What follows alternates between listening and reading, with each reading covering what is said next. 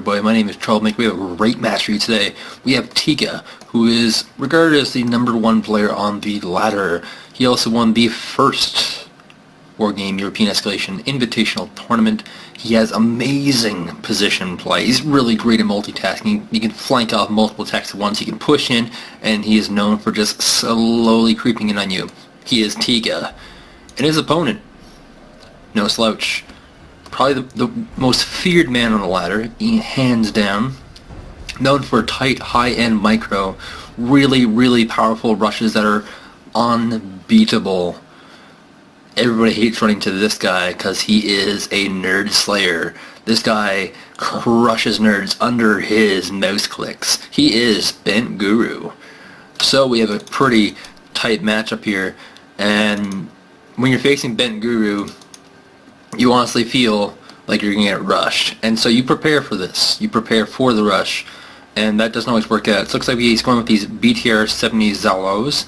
What else does he have here? Some armor personnel carriers, some Zalos, and yeah, it looks like he's going for high, what's the word I'm looking for? Oh, it doesn't matter too much. High accuracy, I'll call them.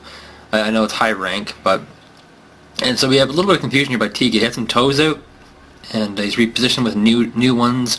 Maybe wants higher veterancy, that's what it's called. Who knows? Looks like veterancy, you can't actually see it anymore, which is unfortunate. Because that was actually a really cool feature of this. So it's hard to tell what these guys are doing.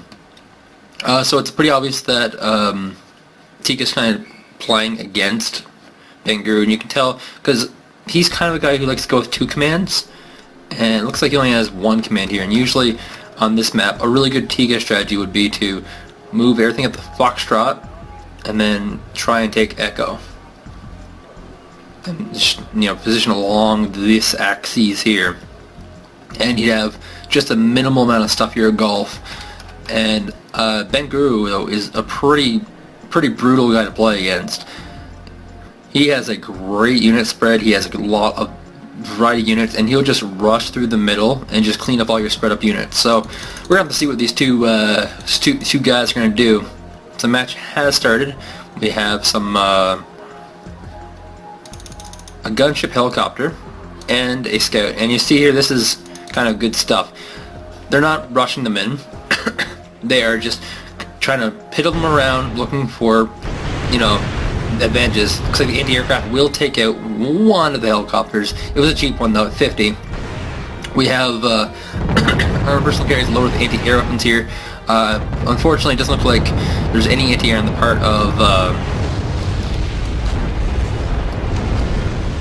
of Tigga at all.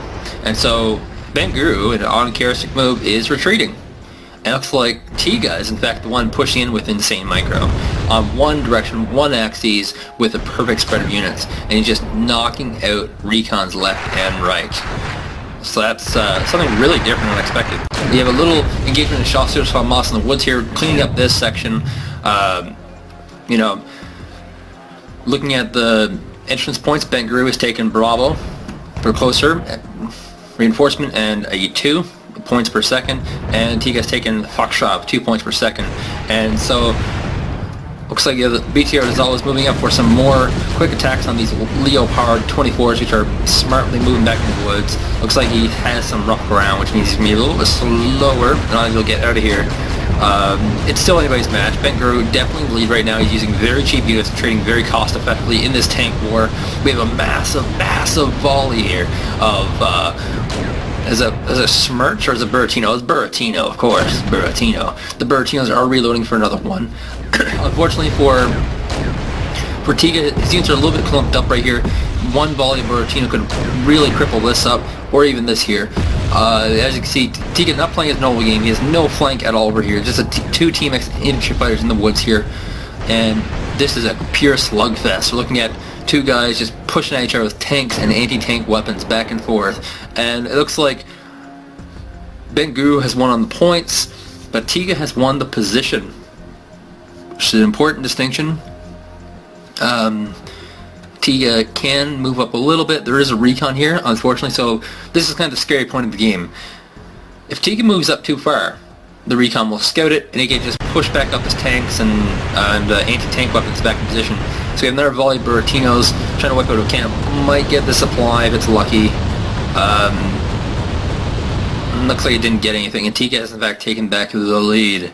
Tigga spreading out his units a little bit better, very much aware of the Buratino, and he does have a recon here to protect off this path here, which it's really common for people to just plop 3 or 4 infantry right here, just snipe off everything that comes out. Looking back at the base, Bentguru in his typical style doesn't have an FOB. And this is very typical Bentguru. Bentguru does not play games that are as long as this. And so he will just load up on these colos and ship the colos away. Once he's got them all refilled, he's retaking his position in the woods here. The Buratinos firing again. Unfortunately, this position has been mostly evacuated. He did get a lucky pick there. The unit spread on Tigga is very, very good right now. He's resupplying up his entire army, and he might try to take a position once it's all resupplied. He's moving this Leopard 2-1A up, 2A, yes, 2A, up and just wants to check. He has switched over to Topaz rushing, which is really, really, really good. Sneaky Tigga, though, he has taken position in the woods here, and he will be sniping any future reinforcements at very good cost with a Chasseur Famas. Unfortunately for Bentguru, he has nothing spotting this, so he's a little bit of trouble here from Tigga. Tigga's also putting a recon here. This is a really smart combination. If you are watching this for pure learning purposes, definitely always do this no matter what. Looks like Bentguru has moved his command or lost it. Where? Oh, he's in fact moved his command up to 4, and this is a really smart move too. So what he's doing, it means he's not going to get any new units, but while he's turtling, he's going to be getting a lot more points. So he picked up his points, and now he's kind of running off with it. We have artillery fire finally from Tigga, and it's not rocket based, it is normal artillery, but it will do the job. He just has to be able, these things are far more precise, they have a better spread, and if he can spot targets, he should be able to kill them, especially at this close range.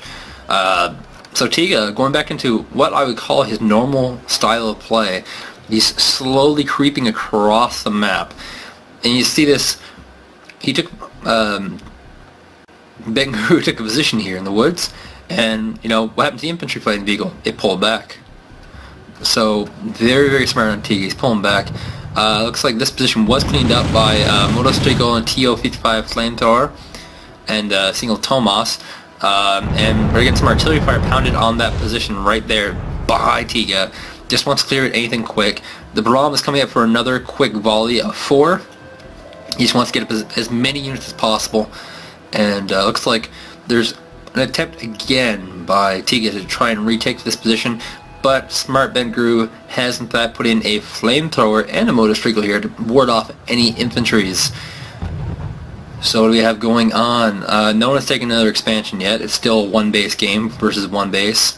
Just going to speed this up just a little bit, see where this goes. Looks like we have maybe an engagement over here. There's a Topaz pulling back to this position, and it is cleaning out these Topaz vehicles.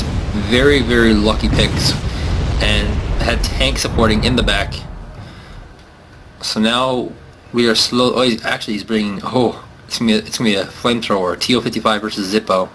Very, very smart. Yep. Here comes the second command. We have our first expansion of the game, and nothing from Tigga yet. So Bentguru is trying to take the economic lead, and if he can get the economic lead, that would be huge. Fortunately, the Zippo is out of fuel pretty much, and this push is stalled temporarily. What else do we having on here? We have artillery fire just pounding locations randomly. The accuracy on this is not looking too hot, and it's hitting this area here mostly instead of this area. He is getting some lucky picks though, because every time Bentguru rushes something out here, there is a recon here to pick it off. Bentguru playing very weird, and by weird I mean normal. He has expanded, and here we have an expansion from from Tigga. Now the advantage here goes to Bentguru because Bentguru is taking a 4 and a 2, and Tigga's taking a 2 and a 3. And this 3 here is really, really hard to defend. And we have, ooh, big encounter going on here. Looks like he's just going to rush into the woods, try to chase us down. The Topaz vehicles.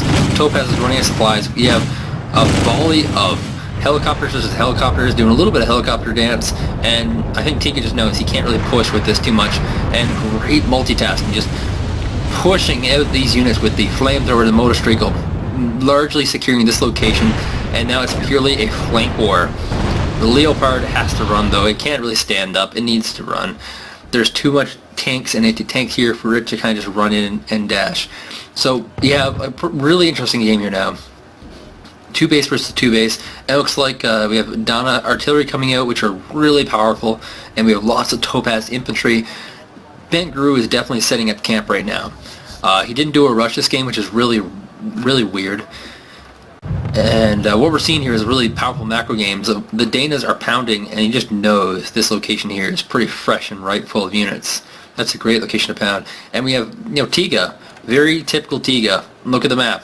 Big spread of units. He has covered every single flank, and now he is very safe to take every single position south of this border, which basically means hotel. Is hotel worth it? Probably not so much. But this will also allow Tigga to move in on multiple flanks at once and just, wipe out, say, Delta, and he can take that. Or he can, if he senses a weakness on this side, he can push in and just remove the supply of Bentguru. It's really Tigga's game right now. He's really, really well set up. Bentguru, unfortunately, in this awkward position where he's almost forced to rush in. Because he has to also, either that or he relies on Tigga to make a mistake. So Tigga got a nice little chasseur famas into woods here, protecting this area, and there's no recon here from Bentguru, so he doesn't really see this. And this might be a weakness in Bentguru's play. He just doesn't have enough reconnaissance. If you look around the area, where's the recon? Where's the recon? He has one here. And it looks like, the shots of Hamas are in fact spotting this, and we see some artillery fire on this area. He's forced to vacate it, which, if he fully vacates it, means Tigga can move up and take position. But along the woods in the back, we do have lots of infantry, and we have helicopters going to clean up these shots of Hamas. There is a tow here and a recon. He can clean those up as well. But, ooh, looks like some anti-aircraft quite from the distance are going to try and deal with this. And, ooh, Bentguru playing very, very poorly with these helicopters. That may just cost him the game. At 13:55, this is going to be really close. Looks like Tigga might be going in for the kill. He's moving a lot of forces up. Bentguru has these poor tank destroyers in position, but doesn't know what to do with them. We have artillery fire pounding on these tanks really effectively, just dropping this location. The tanks are forced to vacate. Looks like this position might get pushed back into these woods here, and that's game. Thank you guys for watching. Pushes me back, I create a tank Viking line, he creates a tank Viking line, and the winner is the person with more Vikings or more tanks. That's not how it works though. Not in the least bit. So, yeah. A little bit of bad play here on my part.